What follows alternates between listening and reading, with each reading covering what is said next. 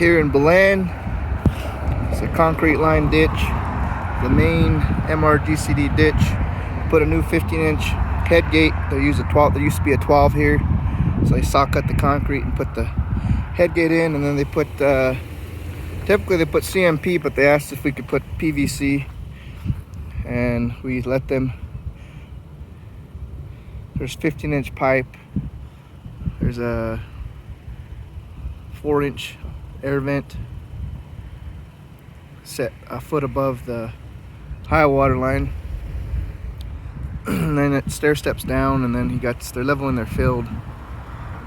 So MRGCD helped us with, they installed the head gate, and then I think they're going to try to put some catwalks from here to here,